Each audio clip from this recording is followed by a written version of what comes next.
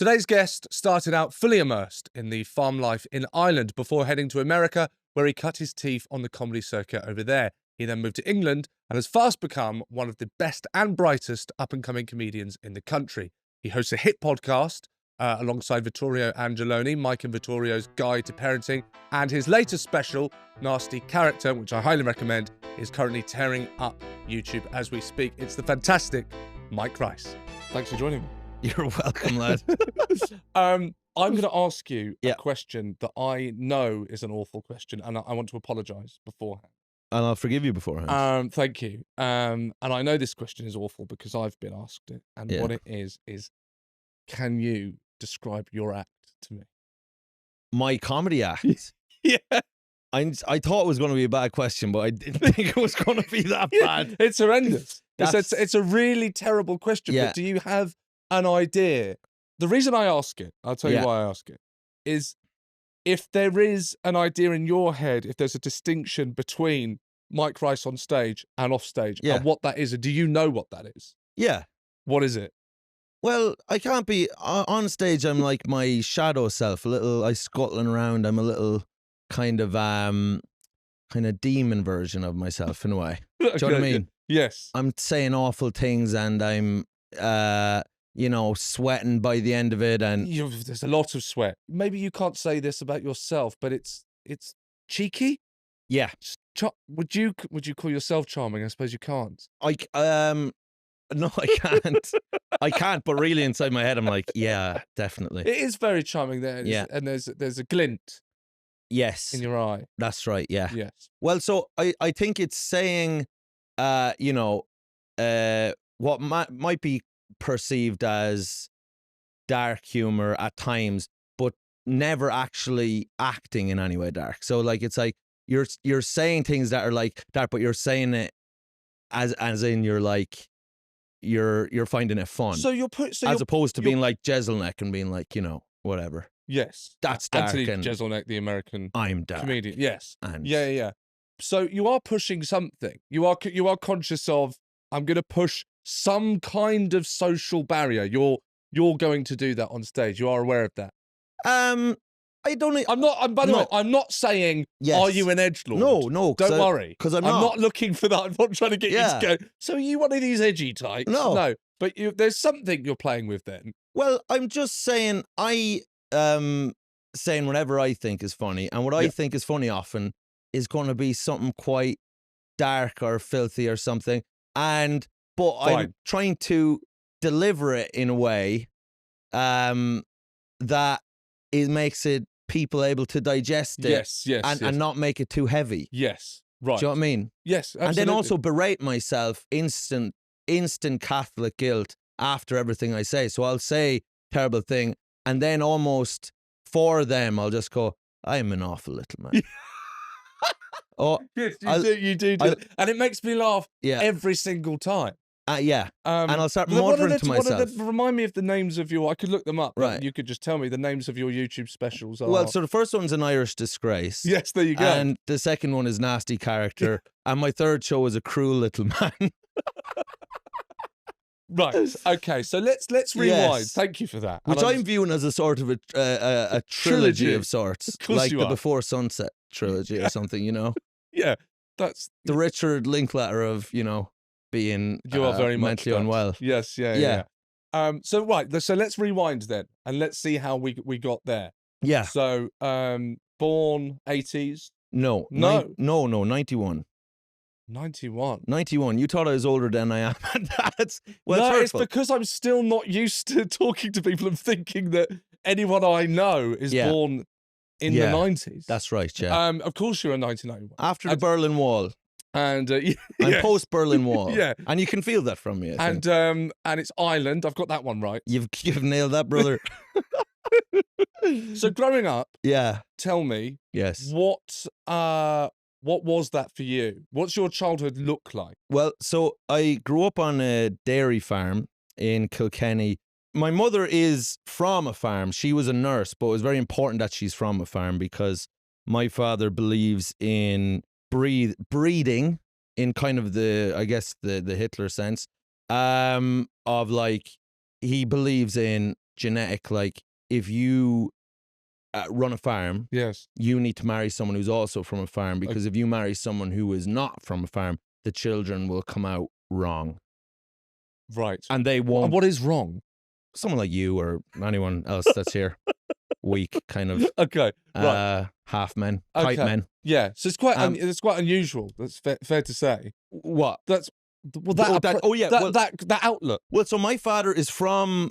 He was born in 1953, but I would say his being is more close to like the Irish Civil War time, which was like the 1920s or something like that. Is where most of his outlooks come from. Okay. So he's a dinosaur even among his peers. Yes. His outlook is quite archaic, but he genuinely believes it with everything in his body, and he couldn't have more conviction on it. Okay. And he will die, genuinely die. And you mentioned Catholic guilt when talking about your act. Is he Catholic? Yeah. So my grandmother, who lived with us and raised us, 4 of her sisters are nuns. And my grandmother wanted to be a nun, really annoyed she didn't get to become a nun. She wasn't allowed to stay and study. She'd come home and look after her grandfather, which is in South Kilkenny, which is very, like, they had a very poor upbringing. So 4 of her sisters got trained. They're traveling the world, being fucking, rock star nuns. In her eyes, they're like living the life. Yeah. In reality, it's not that great. But you don't know that, but okay. Well, I do, because I was just visiting my aunt Kathleen in Zimbabwe. Just in fucking at the end of January. I was just hanging out in convents for 2 weeks in Africa. I mean, it wasn't the rock star life that you maybe thought it was going to be. Who's the coke? Just none of them. None of them were fun. No, they were actually great fun, right. in a very wholesome, like, they're dancing without any need for inebriation or anything. You know what I mean? They're so much happier than the anxiety-filled, miserable cretins you see on the tube here. Yes. You know what I mean? Yeah. But anyway, so my granny, basically, her bedroom was like a shrine. It had Padre Pio picture here, you had Mary here, Jesus here, statues all over the place. So she was like and she was a massive force in our childhood. So this is your nan? This is my granny, who lived with us. Yeah. So, because it's a family farm. So my father is where he grew up. My father is where he was born. He's still there. He's never leaving. He milks cows every morning and every evening. He hates milking cows. Okay. Hates it. Right. You can't believe it. Hates it. But, importantly, loves being a farmer and owning land. He loves the, overall status of it. He just hates the practical things he has to do. Is there something quite individual about that? He doesn't know. He's his own boss. Trying to reach here and just immediately make connections and go, because it sounds like you're going, look, this is really different to what I am, but already you kind of go, well, hang on a second, because you've ended up being your own boss, he's his own boss, so there's some commonality. Absolutely. I always had a terrible attitude towards authority. I hate it. Well, yes, yeah. You're talking school. Yes, I am. First hand. Was that at home though, as well? Yeah, to a degree. Okay. But I wasn't telling my mother or anything to fuck off or anything. I just, I didn't really believe in her authority. You know what I mean? I was just like, the same thing a lot of people's like, do that. Why would I do that though? And it's because I said so. That's not good enough. Okay. Yeah. Right. So, you have brothers? I have 3 brothers, yeah. And where do you fall? I'm the second eldest, but we're a year apart. So we're Irish twins. So I was born in February 91. So my parents would have had me during Italian 90, the football tournament, which was a big, big thing for Ireland. Yes. We got to the quarterfinals. And we honestly talk about it like we won. I believe we won it. Yeah. I still believe we won it. Yeah. When the Irish team came back after Italian 90, there was 4 million people in Ireland. 1.5 million people attended them coming through on a bus. Germany won.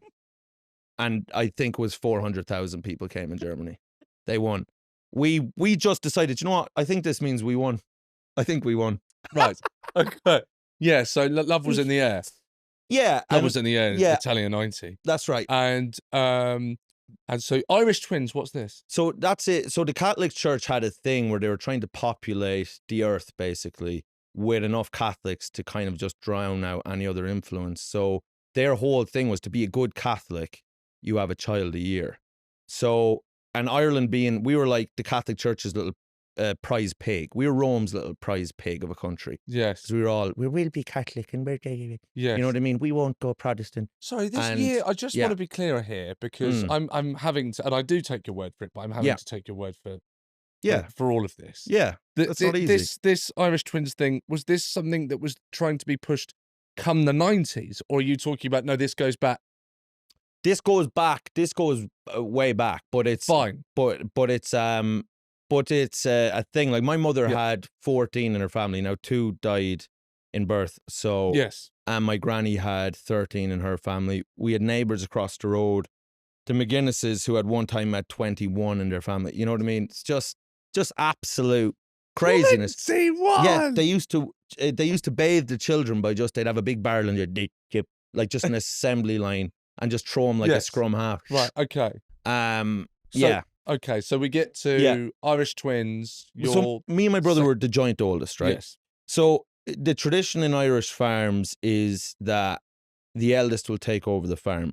Now, my father, the reason he has had children is to have an heir to the farm. Yes. In the most Henry VIII way you can imagine. Yeah. He talks of the horror stories of neighbours who have had daughters. Yeah. As he would say, absolute living nightmare. A faith worse than that. He can't. Okay. And he had no daughters. You've got no sisters. Not one. He just fired. And that sounds quite suspicious to me. And well, I'd say there was a bit of the Chinese and there's a lot system. Of land. Yeah. I think people should be. Yeah, no, I'd say if you dug up the whole farm now, there's probably about six girls. So he wants the oldest, which isn't you, to take over the farm. He needs someone to take over the farm. Yes, he needs someone to take over the farm, and that's not going to be you. No, and it became apparent that wasn't going to be Patrick either, my oldest brother, and we were kind of so we were the 2 main ones that the initial pressure is on, and we were told that from the age of, probably 5 or 6, we were working on the farm, like we're out there working. That's your future. Yeah, that's your future, and that's what you're being bred to. That's bred amazing. To do. Yeah, but I mean, you know how uncommon that is. I don't need to tell you that, but that is yes, that's a remarkable thing to hear you say. But also, did that feel strange then? Because often in life, you kind of get older and retrospectively kind of see your life as being slightly more unique than it was. Yeah, no. So at the time, it was that's just your life. Yeah. So it's just, it doesn't seem strange. It's just, this is what it is. Also, it's rural Ireland, so it's more common. You say it to someone in London and it does sound like Mars. But like when we grew up, it's not as uncommon. But the way my father was like I said, he was from an almost different generation. So it was traditional. Yeah, uncommon the way he was. But so his whole thing was like, this is why I've had you. You're here to take over the farm. This is not a holiday camp. You're here to work. And that was from when we were like young children. Well, so, I mean, I always ask this. Yeah. And it's the quoting the Aristotle, the question, or his quote, show me a child until the age of 7 and I will show you the foundations of the man. Yeah. It sounds like Aristotle would see you at 7. And I mean, it sounds like he doesn't have a chance at guessing where you're going to end up. That seems so far removed from what you've already done with your life. Right. And I think that's right. Would he be able to? You're talking about this period of your dad's told you, that basically you're going to be a farmer. You've really not got much say in the matter. Yeah. This is how it's going to go down. Yeah. But was there something at that age where Aristotle would have been able to see something and go, actually, we have a performer here, we have a comedian, we have someone that's going to be on stage? I don't think by 7. I mean, I was quite a big personality, like my mother would say. I was very My mother would say I was lovable. She would say that. She'd have to say that. You are very lovable. Yeah. That's in the act. Right. But look at that. That is... Yeah. There is something... But I always had a lot of friends. You know what I mean? I just remember that time for me was... What I remember more so is being acutely aware of my father wanting us to be this thing. But then we were a constant disappointment. And because I'm like you in a sense that I can't do anything. Do you know what I mean? I'm incapable of doing anything. Yes. As in, I think it has been said. Yeah. You know. Yeah. But like, I don't know if it's a low level of dyspraxia or what, but like my father, for example, is very mechanically minded. So he'd always be like fixing tractors and loaders and stuff, and you'd have to do it with him. So you just stand there. But he was also a terrible teacher, and he did not try to teach us anything. He thought because he had bred a child with a woman from land that we would come out genuinely with a knowledge of welding and how to fix general machinery. I'm not joking about this. He genuinely couldn't believe we didn't know how to do things innately. And he was constantly flabbergasted by this. He would tell us to go get tools he had never told us of. He'd be like, go get an Allen key. He'd be like, what's that? He'd be like, go get it. What are you asking stupid questions? And you'd have to wander over to the workshop full of anxiety, looking for something you don't know what it is. You'd waddle back with a shovel and he'd start screaming at you. So there wasn't anything maybe at that age, 7, getting towards 10, before teens, there wasn't something even... I'm just trying to look outside of the house then and go, was there anything on television? Because, even in 91, that's pre-internet. That's still of a generation where you're sat around the television and there aren't many options. There are a few channels and we're all watching the same thing. Yeah. Was there anything then that got your attention? So we would see Father Ted was on TV. So that was like 95 to 97. It first aired, really? But then it was on Irish television forever. Yeah. No. Yeah. And just great ratings forever. Great. People would just watch it again and again and again. Yeah. Couldn't believe it. Yeah. Couldn't believe her look. Unbelievable. Yes. So that was on. My first thing that I found, my first comedy, like, I guess, hero was probably Eddie Murphy. I would see... it'd be on RTE, like Trading Places, Beverly Hill Cop. So films. The Golden Child. Yeah, the films, yeah. Yeah. That was my inspiration. Jim Carrey. Amazing. How old were you then? Ace Ventura is 90. Ace Ventura, The Mask, and Dumb and Dumber is all 94. Dumb and Dumber. Yeah, Dumb and Dumber was a massive one. Liar, Liar. Yeah, those early Jim Carreys. And Eddie Murphy was massive. Right. Yeah. Okay, loud and energetic. Yeah. Yeah. Yeah. Where did I get that from? Yeah. So did that get at that young age? Was that a kind of? Wasn't that not a way out of the farm? But I'm going to take a punt and say your dad's not getting that. No, absolutely not. He's not getting. He's not getting anything. He's literally getting absolutely nothing. He doesn't listen to any music except traditional Irish music, rebel songs, and he sings rebel songs. He likes anything where he might see an old, spare tit flying around. You know what I mean? He's a man of needs. Yes. Anything like that. But generally doesn't want to do anything, see anything new. He thinks the same thing that he thought when he was 7, and he couldn't be prouder of that. He said he hasn't changed his views on life since he was 7. He quotes a story where he was brought to Dublin when he was 17 on some trip. Yes. And they asked him, like, you had to write down what you wanted the meaning of your life to be. And he wrote down, I want to keep my name and race in my native place. So when he was 17. And he says, and he proudly, if he had to go back again, he'd write the exact same thing. Okay. Right. Never has a man evolved less. Yeah. And been prouder. He has never introspected once, never said sorry once, just fucking steam ahead. Okay. Don't look either way. Do any of those traits no. lie in you? No, I'm racked with self-examination and this kind of thing. Yeah, no, not at all. What about your mum then?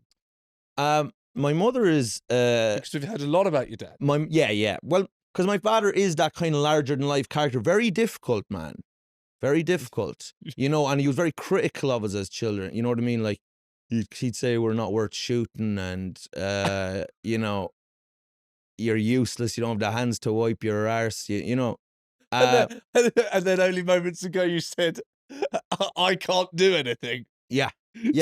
That's right. Because it's in me to say to you. But that's because that's how I feel about myself. Sure. And I have an It's internalized interesting though. thing in my head that I am useless, and then that becomes self-perpetuating. But well, you know, if you made that call just then that's what was being thrown at you at a young age. Yeah. And now, as a grown man, now say that to yourself. It's kind of not difficult to. It's not difficult to two things together. And I think even on stage when I've incorporated a lot of that into I'm no good.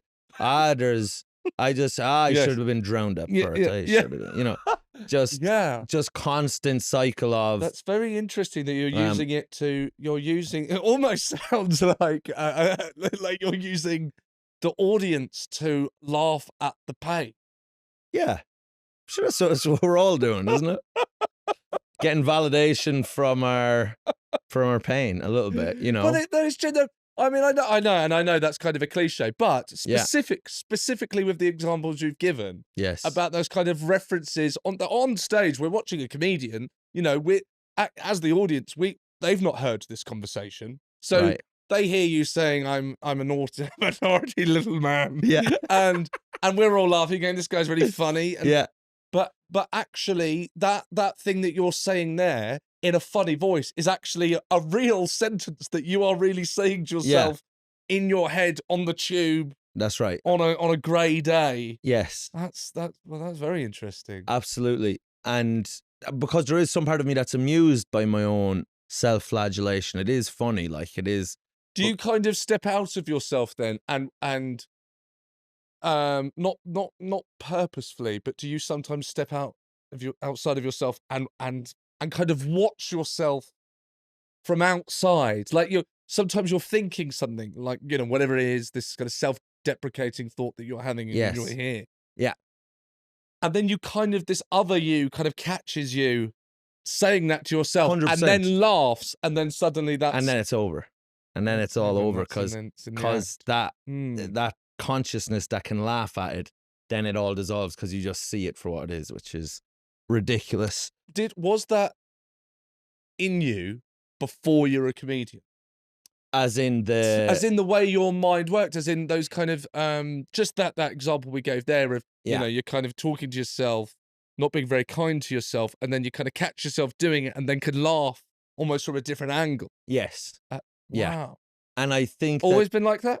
Does it go back young? I think it goes back. I know I would always be able to kind of laugh at the way I thought about things, or do you know, like even the kind of patheticness of your ego and like your jealousies and your you know, wanting things and greed and everything that you have, those like you know, just human flaws that we all have. Yes, yeah. The flaws. But sure. I was always cracks. I was always able to be aware of those in myself and find it funny / pathetic. In a way I could get distance from it. Do you know? Because some people are just in it, they're welded to it. Yes. And they've no distance, so they can't, they're just reacting as things happening, as opposed to having a little distance and be like, God, that's mental that I don't want my brother to do well. Do you know what I mean? Thanks for watching, Patrick. I hope you're enjoying the show. No, do you know where that comes from? Do you know where that ability to step back from yourself and find life amusing? Do you know where that comes from? Oh, by the way, before you answer that, and do hold that because I want to know. When you're talking, especially to a comedian, but you know, in a lot of forms of entertainment, there's of course that cliche of the comic being the outsider. Yeah. And it doesn't have to be a kind of literal physical thing. It can be the way someone felt. They felt an outsider and that allowed them to look in. But what strikes me just quite quickly on, it's obviously is that you're growing up on the farm, everything that you've said thus far, and I know you said, well, in Ireland, it's less strange than if you're telling it to someone. Yeah, you're but less still strange. the way my father was. It was still strange. And so automatically you're put, you're given an outsider's perspective of kind of life, or certainly Dublin. You're going to go to Dublin. You're going to be watching that from the outside, aren't you? Absolutely. Yeah. And even when I was younger, I would, because I was big into sports. I was a big sports guy. I played hurling, which is an Irish sport, and football, soccer we call it, because Gaelic football is football in Ireland. Yeah. So, but I would go in and I would smell of cow shit, Sorry, I did not see that. Yeah, but that was it, and people would be like, or like they'd be like, because I used to play with town clubs, so you just keep talking whilst before you laugh at me being covered in cow shit. Yeah, I would be covered. You'd have cows shitting in your mouth. You'd have everything. Anyway, yeah, my father was just in London and to go see ABBA Voyage, him and my mum, and I was this close to him. I said, stinks of cow shit. He's come on a plane, like and he's showered. He's just, there's not enough water in the world to wash him. Okay. Do you know what I mean? So, so outsider's perspective. Right. So, yeah, there was I think. Yeah, but there was that of like, it was a very unique way to grow up. Even among my friends, very few of my friends are, the odd ones were farmers, but none the way I was, that there was like you to work every day, that pressure. So I always felt also hard done by as a child. Like, why the fuck do I have to work every day? This is absolute bullshit. You know what I mean? By the age of around 12, when I was getting to that age, I had kind of, in my mind, made a comic character of my father. I think How old, sorry? When I was probably about, by the time I was turning into probably 10 to 12, I distanced myself by making my father into a comic character. Like, he's just an idiot. He's in my head, because I was like, and I probably did that to get away from the pain maybe. And I just kind of like, he's just an idiot, like, as opposed to, so nothing he said was to be taken seriously. Yeah, so you kind of almost cartooned the figure to make it easier for you to deal with. 100%. Right. And would make fun of him and do impressions of him. And yes. And at that point then, I did a nativity play at one point, and I remember writing my own lines. And like I went on and just did my own, and my teacher was like, "What are you doing?" But I got some big laughs. But where's that come from? So that's not watching an Eddie Murphy film, a Jim Carrey film, and kind of wanting to imitate that? No, because I didn't think I could. I've never in my whole life, in my wider family, known one person who has worked in the arts. Right. Either musician, act, nothing. Okay. So there was zero, even like, that was just not curiosity. There was that wasn't even in the realms of possible. Where would that even happen? How would you even do that? Yeah. It's just completely outside any kind of thing that could really happen. It was. I don't want to miss this because you just said it. But you mentioned the sport. Yeah. Obviously, competitive. Very competitive. So are you competitive? I'm competitive. Were you then? You must have been. Hyper. Right, okay. Hyper, like to a point that I would, even now if you played five-a-side with me, I'd play like Roy Keane. Like, I'll be like, what the fuck are you doing? Track back. I can't help it. And but it's just a side of me that comes out. I want to win so bad. Right, well that's really interesting, because has that come in useful? Have you brought that with you into what is show business? I think so, yeah. If I go for... Consciously? Not consciously, I just think there is an element of me, on any lineup, if I'm being honest, like, I really want to have the best set tonight. Yes. I really want to be the best comic on this lineup. Yeah. I don't feel competitive really career-wise with people, because I just think there's only one me, and that I'm going to do what I'm going to do and get the people I'm going to get, and it has nothing to do with other people. But I'm more competitive on the night. that I want to do the best in the room.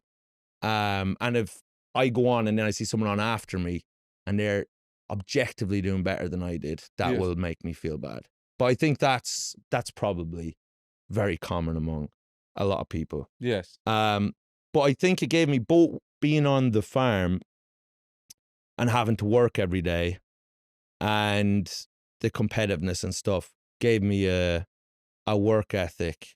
I'm really inefficient worker. I'm like, I do not work smart, but I just will do it every single night and did for years. And I'll get the bus that takes 5 hours to do 10 minutes and I'll get the thing back and I'll just, and I'm not going to stop. And do you think that that's because actually you could kind of trace that back to your dad forcing you to work, and actually that work ethic was instilled in you, or is there an element of, or is it both of these things, that you so desperately wanted to get away from what kind of life could have been that you'll do whatever it takes to I think there's run away? Yeah. I think there's a big part of that. And there's also comedy is running away. Yeah. Running away from having to live a normal life or the life that everyone else lives. Because I do not want to do it. In fact, all right, I refuse to do it. And you're doing well. Yeah. You're doing well with that. So keep going, keep doing what you're doing. I want to get to where that comes from, that total refusal to do regular, whatever a regular job is. Yeah. Let's use the working hours. Yeah. The 9 till 5. Yeah. Mike Rice isn't going to do that. No but way. Why not? And when's that decision made? So where do we go to? I mean, let's rewind, because we're going to get that answer. Let's rewind to the perfect place really to start this is school. Yeah. Because you've got to turn up. Yes. And you've got to stay there until a certain time. Mm. And so how were you at school? I was very misbehaved. In what way? I was just trying to be funny. Real attention seeker. Yeah. And cheeky. And I was just a little shit. Just mouth. I've been like punched straight in the face several times. Just straight on, hammered right down the nose for that. Can you give me an example? Yeah. Can you give me an action? Do you remember one specifically? Oh yeah, I do. Yeah. Like, this is one time I remember I was on. Where are we? So one time I was on. Well, this isn't a punch in the face. I have a few examples. I'll run them together. One time I was on a bus to this youth club, like football game, and there was an older group with us on the bus, and there was these guys down the back. There was this guy Marzi, who's a big guy, and they were like singing these songs down the back of the bus, and I was up with a few of my friends up near the top of the bus, and they were up like singing these songs, and this is the kind of thing I do. I just shout down, I was like, "Hey, shut! You can't sing, you fat cunts." Jesus. I'd say that. He dragged me down to the back of the bus where they were sitting, put my head between his legs and played it like a drum. I want to say for half an hour. Played my head like a drum. Another time I was in, this nearly got me and my friends in big trouble. Sorry, but pause. Yeah. Why do that? Why do that? Is it because they were getting the attention? They're singing. They're the center of attention. You're not. So you tell them to shut up. Why do it? I thought my friends would think. I thought my friends would think Mike's a legend here now. Mike doesn't give a fuck. Mike's the man. That's what I would have thought was going to happen, and I thought it was going to be glorious, and all my friends were going to be like, nice. But immediately as I say it, and I can see the look on my friends' faces, I know I've made a huge mistake. I'm going to be a drum. That's right. I'm going to be a drum for half an hour. No. I'm going to be made a musical instrument for the best part of half an hour. I was down one time. I was in like a dugout, like a place sitting. This was after a teenage disco. And I was sitting there with my friends Shocko and Rory, and we're just sitting there. We're harmless enough fellas, but you know, we'd been into drinking and smoking and trying to finger people and everything.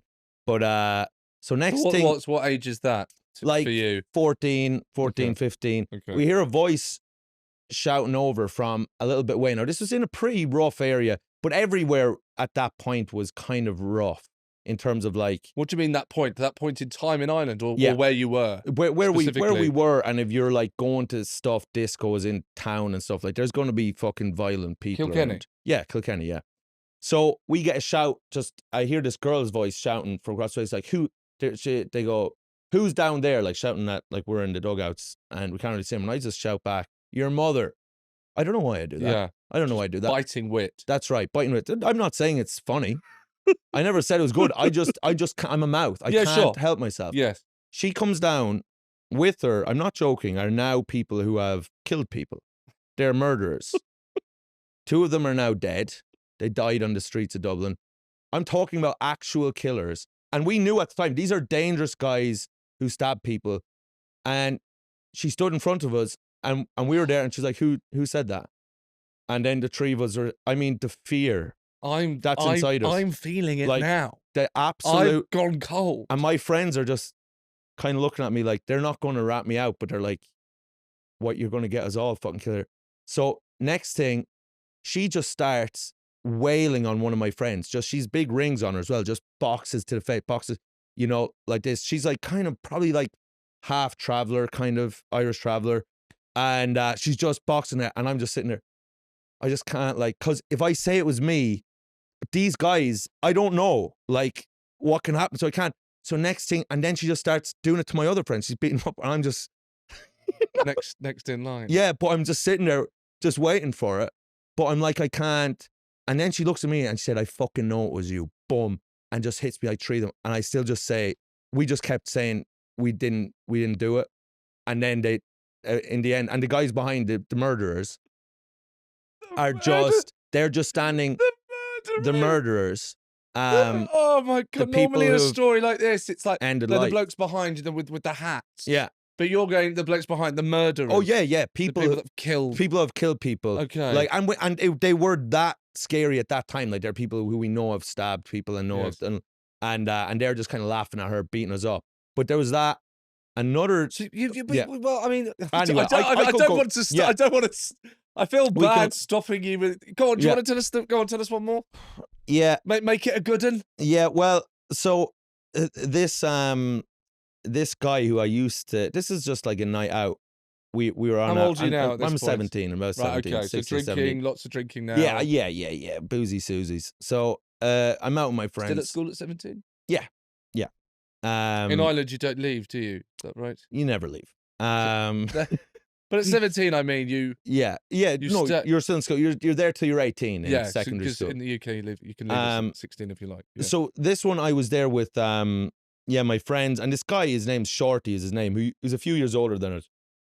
Really tough guy, like serious, kind of character. But he used to play hurling with me when I was younger. He was a few years ahead of me, and he comes over and he's like chatting to us. He's being sound, you know what I mean? Like, he's sound, but like he's like, in our mind of that, like, he's a made man, you know what I mean? Like, we're like, oh, it's cool, Shorty's coming over, chatting to us, like, that's sick, you know? And all the lads are like, you know, chatting with him, being friendly, everything. And then he like kind of hits me, he's like, you know, remember when he hits me, he's like, I used to play hurling with this lad back in the day. And I turned up to him and I was like, yeah, you've put on a few pounds since then, Shorty. And he had, you know, I just call him fat, no reason. He got his left hand, he was an All-Ireland handball champion. He had like wrists on him that could like put a crack in the wall. Yeah, it's not a very nice thing to say to someone. Just for no reason as well. Just Nice guy. Nice guy. Turns back, gets the palm of his hand. And I mean, like, and I had just, because I said the comment and then went, like, lads, went to put the pint up to my face. Pint. But, and it's like what I imagine it was like if a bomb went off and you're around, it just like, all I see is the glass kind of breaking, beer floating, just and then Shorty kind of walks out and I just see my friends. like just laughing their heads off. So, Yeah, and ouch. Yeah. I mean, I still just thinking of it, like my brain has probably never fully recovered. I mean, it was Oh, an dear. earth-shattering contact. Okay. But anyway, but Well, hang on. yeah, You basically sounds like there is almost an addiction to trouble.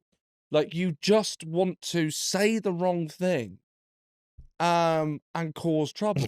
And strangely, going back to the beginning where we talked about, the things you say on stage, that Yeah. in a comedy club or a Yes. theatre, within that context, they're allowed, and we've all purchased a ticket, and yeah, you're being naughty, you're being cheeky, Yeah. and we can laugh at the thing you're saying. yes, The stage has almost given you this place to almost allow you Yeah. to go and be you. Yeah. Because in the real world, it Yeah. doesn't seem to work. no, and I've given up doing it in the real world.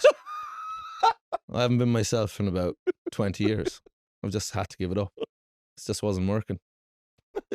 It was causing me bodily harm.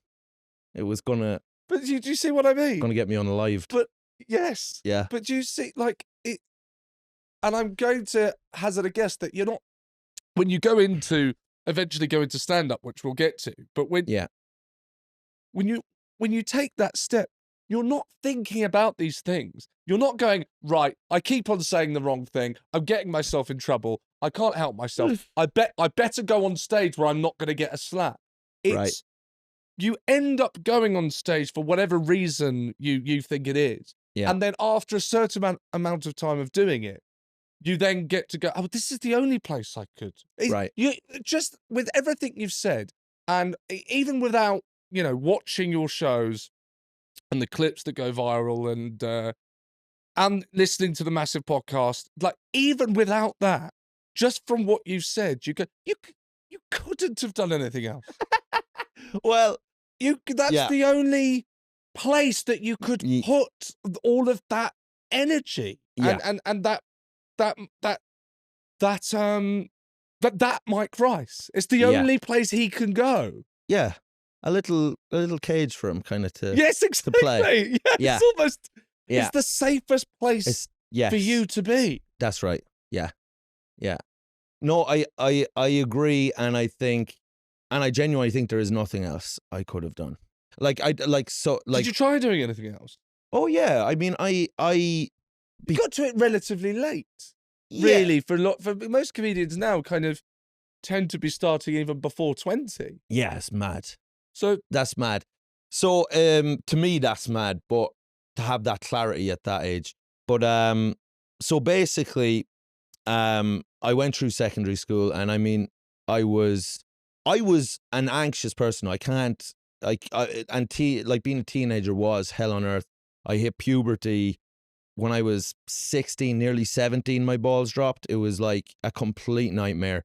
My whole life was I was just obsessed with the fact that I didn't have like was attention drawn to this? Or was No- this something that you no- were just, it was oh, kind no. of much more internal? it was Or were you picked on for your No. voice not no, I would deepening? I or would what- deepen it myself. Hello, Sam. I actually would started like just trying to talk deeper like that because I You knew, really noticed and I'd that. keep my arms beside because I had no hair under my armpits. They used to do a thing in my school where they would jock you, which is where they would go around and pull down your pants to see if you, like a pube inspector. And then if you didn't have them, I mean, it was over. This is for the you. other pupils, by the way, not the teachers. We need to clarify. We just made it for a second. So. Yeah, this is the other Yeah, twos. yeah. I mean, Okay, wow. and So where did okay, so there's a lot of that's a lot of anxiety. I was And is that, do you now know as an older man where that anxiety was coming from? well, Because if it's not being, it's just that's interesting. Like, I was just there are children, if they were bullied for, say, weight yeah, or some sort of defect that where other pupils make them feel bad right, for the thing that they've got. yeah, you're saying that actually there wasn't an external kind of attack. This is coming No. from within. This is coming from within, and then also believing I was a freak. I was like, because all my friends, it had been years at one point where it's like they had balls dropped, they were shaving everything, and I was still the whole shebang. and I was still a child, so I was still like a child. So I just thought it's never going to happen. I would get my thumb and try to push my ball down. I was like, I'm going to have to do this myself. And I just thought, well, if you're not going, well, guess what? I'm going to have to, you're going to be shoved, brother. Yeah. Okay. Yeah. Did it work? No, it didn't work. So, right. But so I had this, I was riddled with this, but then also on top of that, my friends and all, we were hanging around with girls and stuff at that time, and there was drinking and smoking and everything. And and obviously the drinking is helping, well, they use the phrase self-medicating now. Right. But that sounds like that would be self-medicating with all the anxiety of absolutely. But you were going through. That's right. And we started drinking at like, I think 13 or something like that. Yeah. Normal where you grew up? Yeah. That's just normal stuff. And rural. It's Ireland. You're in the countryside. What the hell else are you going to be doing? Mm-hmm. So, wow. So we were drinking, but then you were in situations with girls and stuff where, your friends are now doing stuff with girls and all this stuff. And I'm not producing sperm, Yeah. I can't. And I'm so utterly embarrassed and humiliated by this. It's like this secret because I don't tell anyone. Of course, no. And I can't. At that age, it's where it's difficult to express yourself and share. That's right. The lads are all just like, I came on the the roof of the shed or something, and then I'd be like, yeah, me too. I'd have to just pretend about cum. I'd be like, fucking cum. Yeah, it's crazy purple. Yeah. Crazy purple dust. Mad. So I was like, that made me. Again, that's going to, in terms of, going back to the term outsider, but again, that's going to do that, isn't it? Yeah. Yeah. There's so many, everything that you've discussed, there's so many times where just listening to you, it makes you feel like the outsider going, right. you're not comfortable and you're not fitting in. That's right. And then when I was at that age, I had some experiences with girls where it got into a sexual thing, but I wasn't able to say no or that, and I just wasn't going to say anything. Yeah. And that really scarred me then. And then even when I did hit puberty then, if I was alone with a girl, I'd have a panic attack. And I just cut from like PTSD, whatever it was. It was so deeply implanted. It was so unbelievably. So much anxiety. Unbelievable. And very young to be getting panic attacks as well. Yeah. Yeah. Do you still get panic attacks? The last one I got was a couple of years ago. Okay, that's I got good. one directly after I shagged my ex one time. I just collapsed on the floor. I couldn't breathe. It was just, I shouldn't have done it. I shouldn't be laughing at that. Whatever. Yeah. So yeah. We've spoken about all of this. Yes. And gone through a lot. Yeah. And you've disclosed a lot. And I really appreciate it. But what we haven't really, I don't think I've got a sniff of. I mean, there's the attention seeking, but there's that at this point, I mean, you mentioned, what did you do? You did a nativity play. Yes. Okay. Did that have any bite, doing the nativity play? I loved it. And that was the first taste of being on stage? Yeah. Yeah. Right. Yeah. And I love that. And I love that I came up with lines myself that worked. And I was like, oh, that's amazing. You got the laugh. Yeah. I did get the laughs. Yeah. So what were the lines? Do you remember? There was an ad at the time that was really popular. That was like to sell cheese, like Dubliner cheese. And the guy in the ad would go, "Holy Joe, it's Dubliner cheese." So like the nativity play, Birth of Christ, is going on, and I just, at some ridiculous point, as the donkey, I said, "Holy Joe, there's Jesus." Big laugh. Very good. So you were referencing pop culture at the time. Yeah, very good. I was skewering pop culture, and I was playing the donkey. They didn't want me to the teacher hated me. She hated me, rightfully so, but she was an awful cow. But still, I'm someone who hasn't learned. You know, when people look back like, oh, I was so terrible at those teachers. I look back and I still believe they were absolute. They idiots. deserved what Yeah. what you gave them. Yeah, a lot of them, yeah. Okay. Honestly. You got suspended from school. I got suspended 5 times. Hey. Yes. That's a hefty number Yeah. you've got going on there. Well, do you know what happened? It was the first few years when I was in secondary school. It was like the last days of Rome. It was the end of an empire with this principal in Kilkenny, the place called Kieran's, called Madlad. That he was called Madlad because he was truly mad. He'd run around just kicking crisp packets, singing to himself, and he was just. But the school was like truly like a jungle. It was absolute. I mean, that doesn't sound like too. To be honest with you, that doesn't sound like too far removed from what you could have done. Right.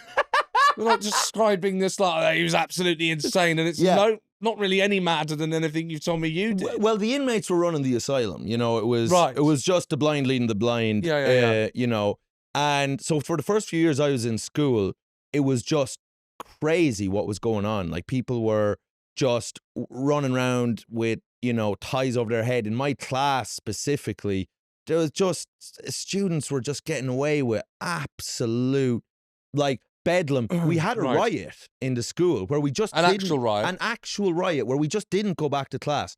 Hundreds of students just refused. There was a guy with a bower on, tie wrapped around his head, who was our leader, Matty Cowman, led hundreds of us like the Pied Piper around the grounds of the school. As the teachers came out, tried to get us back in, but teachers came out with like weapons, like hurls, like swinging them like nunchucks, trying to get us back in. We were chanting that the vice principal was gay. It was like, I take it he wasn't. This was no. This was being used as a slur, not just a confirmation. That's right. Just cash and socks, cock. Yeah, you know, and he came out and kind of like faced it down like nobly, but then like a bottle nearly hit his head, so he had to run back in. Okay. But what I'm saying is, it was just, it was pandemonium. Yeah. It was just a complete dissolution of civility, the norms of any kind of civilized society. And then a new principal came in and had to just go full like, you know, Gestapo. He had to come in and just put heads on spikes. You know what I mean? And just, was yours one of them? My head was on a spike. Yeah. It's just like, at that point I had a reputation of just being a little shit. And so he had to come in and he just slapped suspensions on us. Yeah. Like, okay. It was, you know, make examples of these little bastards. Yes. So you've performed in a nativity play. Yeah. And you enjoyed that, and you wrote your own lines. But by this point, when you're getting suspended, this point, even at this point, it doesn't feel like there's a kind of performer there, or there's not the aspiration to be one. There is. There is. I would say to my mother all the time, because she'd be like, "What are you going to do?" Because I knew I wasn't going to farm. You know. Were they worried? No, because I was smart. I was actually good at school, despite being badly behaved. I did well. And I was anxious to do well. Reading? Yeah, but I do read. But back then I didn't read for like pleasure or anything. But I would study for exams because I was just an anxious person. I'd be like, I better, what'll happen if I don't? Right. You know? So I had these dual personalities of like, where I'm like, and I'm like, oh no. You know? Yeah. Those were going on. But I would say to my mother, because I love movies. I loved movies so much. And I'd always be reading movie reviews and all this stuff. And I wouldn't tell my friends. They'd say that's gay. And they'd be right. But, so they, so I would tell my mother, I'm going to be an actor, right? I'm going to be an actor. And my mother would say, she'd go, well, do you want to go join the local theater thing? And I'm like, no, I'm just going to be an actor in movies. Don't say that again. Right? So that was basically how it would go. I would literally say, I'm going to be an actor. And she would say, well, go do it. And I'd be like, no, because I couldn't, because I had these friends like that I had, and I played sport and we drank. And it's a very homogenous little place, rural Ireland, like that. It's like, you're into hurling, you're into drinking, girls, smoking fags. Anything outside of that is gay. And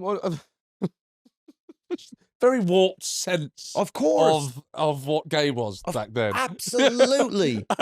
So my mother I would say I Yes, wanted to be an actor, acting. but I couldn't do it. There's a quote from Roger Ebert, the film critic, who I was reading a lot of at the time. I wasn't telling anyone I was doing that. I used to But, read a lot of things. Yeah, He gave 4-star reviews instead of 5. That's right. Yes. Yeah, it was revolutionary. But his book Life Itself is amazing. But he has a quote I remember reading in a review that people who are like popular in high school often never find out who they really are because they get used to that feeling of being liked, and then it's like when you have something you don't want to lose it, and so they never rock the boat and do anything that will threaten that being liked by these people. So I had a bit of that, and What's that from? Sorry, that's from the book. That's from Roger Ebert. Yeah, It's just in one of his reviews, and it was amazing. Yeah. But so I just didn't rock the boat. I went and I did commerce. I studied finance in university because that's come out of absolutely nowhere. Yeah. So because wow. that's what my career guidance people told me to do. It was, Ireland around, 08, 09, 07, 08, 09, which is crazy now because right as the crash was happening. But so they were like, just do that, do accounting. I was decent at maths. They were like, that'll be a good job. And I was like, right, okay. I don't know what else to do. I have no idea what else to do. It wasn't in my mind to even do anything artistic at that point. I just like movies. And what happened? So at this point, you just like movies. Yeah. There's no voice going, but maybe you could try.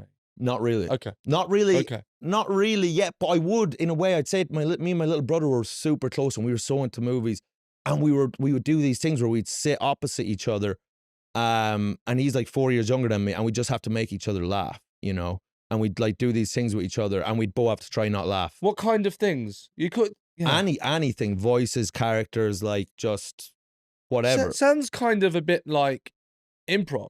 Yeah. Improv games that you might do in drama or right. And we had been like all those movies. So movies from 2002 to probably 2010, Anchorman, Wedding Crasher, Zoolander.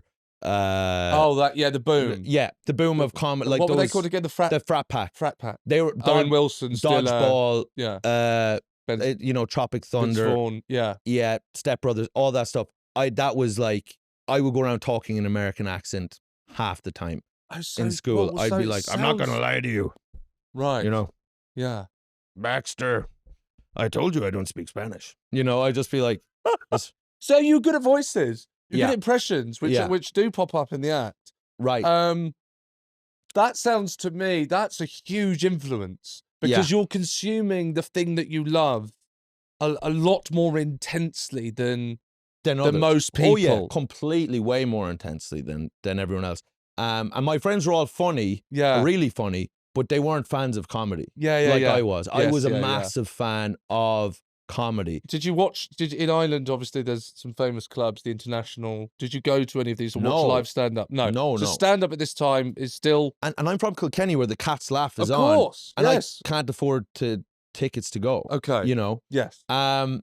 So all my stuff was from movies, but so then I did my commerce degree. Yes. And I was just blackout drunk for 3 years. I didn't join any societies, like comedy societies, like acting societies, anything, because all my friends came with me. We just moved with all my home friends, moved to the same place, did the same thing. Blackout drunk. I don't like what I'm doing. At this point, I'm still getting panic attacks when I'm with women. I'm riddled with anxiety, terrible low self-esteem.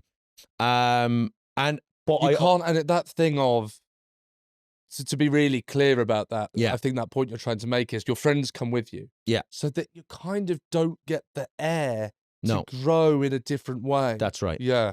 I didn't get the air to grow in a different way. And that's not their fault at all. No. It was all me.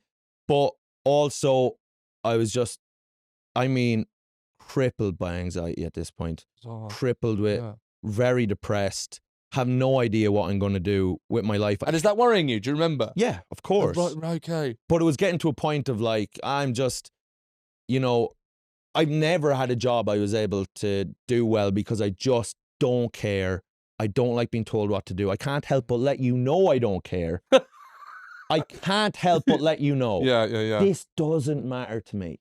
Well, it seems all. again. It seems like you don't have that that quality of being able to stop what's here Right. from exiting That's right. this hole. Although by this time, I think my confidence had been knocked out of me in that way. I'd been like humbled by the many traumatic things that happened in my life to where I was actually a shadow of that earlier self that would yap off and Yes, stop. yeah. And now I was actually just kind of a very nice guy, but who was struggling a lot. But I was still funny, and I honestly thought that was all I had to offer at that point. I was like, that's all I have, is that I'm funny. Because what else do I have? I thought at that point I'd never, because I would just have panic attacks with women. I didn't have any girlfriends. I thought I would never have sex. Yeah. So it's the crazy these yeah, adolescent anxieties. right. And this is going into my early 20s. Yeah, but even and I was going to Yeah. say, I think, you know, if your early 20s, it's so bizarre to me that that's kind Yeah. of given the title adult. Yes. You know, when you're so much closer to a Oh, teenager than absolutely. you are being in your mid-30s. And especially in our generation, like where you're not, a responsibility is not foisted upon you like it was our parents Yes. at in their early 20s. Yes. So I was just completely hopeless, really. But I ended up graduating in finance, got a job in a tech company, a sales job, and I would just be at a desk making cold calls every day. And I would start just writing sketches. I would just write sketches by myself while also reading film reviews. And I would just write Comedy sketches. sketches? Yeah. How? Why? I just Were you watching it? Was there a sketch show? Maybe Big Trains, something like that? There's no particular sketch show which you were trying to imitate? No. They would just stuff would come into my head, but stuff I would always think of things in my head and voices and things and this and that. I would always think of them, but I would just be like, there's no context. You didn't know where to put them? I'd know where to put them. I had nothing. Right. So I wouldn't write them down. I wouldn't do that. But I knew I had that ability in my head. I know I can come up with stuff. So then I just wrote, I remember I wrote this sketch and filmed it with my friends. And it was like half an hour long, absolute dog shit. But we did it. And I was like, oh, right, okay. Fun. Cool. Yeah. Yeah. Really fun. And then I decided, I'm going to go back and study film. I'm going to go back because I said to myself, I was so depressed and anxious at this point in my life. I was like, well, I don't really want to be here, honestly. Yeah. So I might as well do whatever the fuck I want to do and just treat life like a video game because I have nothing to lose. And I never wanted like the house, family, all these things. They're just not, never had that idea in my head that was going to happen. So I was like, I might as well do whatever the fuck I want. Went to DCU, did a master's in film. When I was there, joined a radio station, joined the Comedy Society, got away from everyone on my own, completely on my own. DCU? It's just a university in Dublin. Right. Saved money, paid for this master's in film, did it. Now I'm completely on my own. Joined radio, joined Comedy Society, start doing improv classes in town where we were doing it. And now I'm listening to WTF, Mark Maron's podcast about stand-up comedy, about everything. And I'm just Have you been to a gig yet? Yeah. Do you remember the first gig you went to? Yes. Yes, I do. Cat's Laugh, I saw Adam Hills, John Cleary, John Bishop was on. Yeah. So at that gig, is there a moment? So kind of, I don't want to put it on you. If there wasn't, there wasn't. No, there wasn't. Right. There So wasn't. there wasn't yet. You can do these voices. Right. You're writing sketches, and you're watching stand up. And there's no bit of you going, "Oh, I could just write that." Wow. Right. So when do we? Not yet. I've watched Tommy Tiernan and stuff though, and I loved it. You know what I mean? Like I do love Tommy Tiernan, and like that's great. But I just didn't think that was me because I didn't think there's anything funny about the character of me. I just thought I might be able to do characters, but I can't be one. So let's jump then, and let's jump to that first time, that realization where perhaps this is a possibility. So basically, I'm doing these improv classes. I'm doing them, and I'm good at it. I'm immediate, and I knew I'd be good at it, and I was good at it. Because that's terrifying. I mean, I'm a stand-up, and that would be terrifying. Yeah, for me. and right now it's terrifying for me again, and I don't want to do it. Yeah. But so I was doing it, and then I met this guy. His name was Stephen Bradley, and I was chatting to him, and he was talking about doing stand-up, and then I was like, all right. I was like, I'd love to do stand-up. I'd love to give that a try. And he's like, well, just text this number, and this guy he'll put you on this thing called the Battle of the Axe. And I was like, all right, just text the number. Went to a few few of them before I went up and did it, and would look at people and be like, yeah, these people stink. This is terrible. These are awful. I'm better than them. Definitely better than them. And then I'd see people, I was going to a good few gigs at the time, I'd see people doing the same material twice and be like, what the fuck is this shit? I saw you do this last week, mate. I genuinely didn't know at all. Wow. That's completely true. That green to it. Okay. I'll tell you how green I was to it, Sean. So I go up anyway. I do my first gig. I do have 6 pints, go up, do 7 minutes. 6 pints? 6 pints, yeah. I get up. At that time, my tolerance is high though. Like Yeah, but still. I got 6 pints, get up, do the gig, get about 3-4 laughs in 7 minutes. I think that is unbelievable. I come off stage. I was there with my friend Ed, and I just said, I'm going to do this forever now. That's it. Over. Yeah. And that was it. That was it. That decision was made right there. I've never once questioned it since, and just went 100 miles out. By 7 months later, I was in Chicago. Pursuing it there. I'd moved to Chicago. So, but after my first 6 months in Ireland, and I probably only did about 6-7 gigs because it took ages at that time. You'd have to book 5-6 weeks ahead. It just wasn't, you couldn't do. There's not a giant circuit there. No. So what made you jump to Chicago in the pursuit of? Yeah. Because I was just completely mentally free. I'd started meditating at that time as well, which completely changed my life. And completely, because I barely couldn't move with anxiety. That helped with the anxiety? Absolutely, yeah. Wow. I know I still have anxiety, but but it's helped. It changed my life night and day. And then I just was like, oh, I can actually just go do whatever I want to do. And now you are doing what you wanted to do. I'm doing what I wanted to do, 2 huge YouTube specials, massive podcast, sellout tour, absolutely smashing it. One of my favourite comedians. Oh, thank you, I love Sean. you. Likewise. And likewise, man. Well, I suppose at your, and it sounds like there's almost a lot of lower steps. It's been a. Oh yeah, and I mean, I moved from Chicago for a few years to Dublin. I was in Barcelona for a year, Berlin for 6 months. Wow. And then I landed on London. With everything that you've achieved to this point, right? Where in life did you feel furthest away from that? And if there was someone out there that is in that same position now, what would your advice be to them? Oh, I'd say it was probably when I was in studying finance in UCD. It was actually my little brother who said to me, and my little brother was an actor who just was on the West End with Mark Rylance. Wow. And he's incredibly talented. I'll get him on. Get him on. I'm telling you. Yeah. You would have the best conversation with him.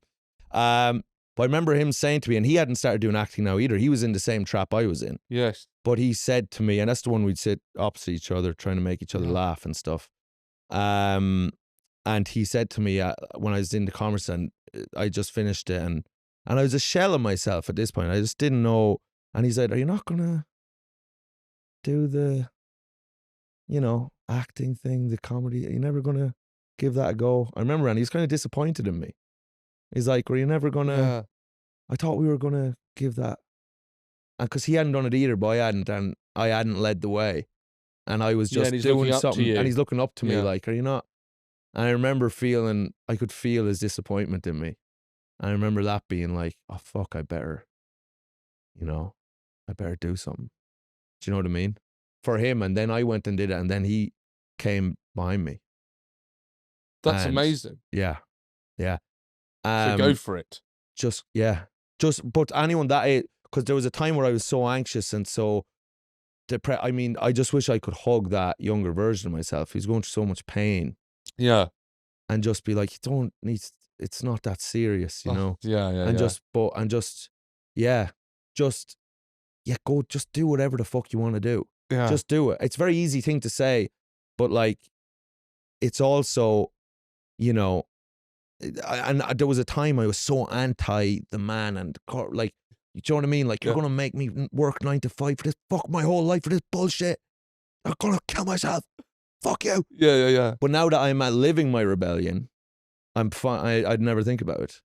But I would just tell someone, just if you don't like the job, quit now and go somewhere where you can just work as a waiter and do the thing you want to do, and just do it. And fuck it. That was amazing. And we're ending with you saying, I don't want you to say anything else because I want the last thing you to have said is just fuck it. But thank you. That was amazing. That was really wonderful listening to that. Thank you so much. You're very Mike welcome. Rice. There you have it. I hope you enjoyed that episode. If you did, please drop a comment, give us a like, hit follow, and don't forget to let us know who you want to see on the pod next. See you next time.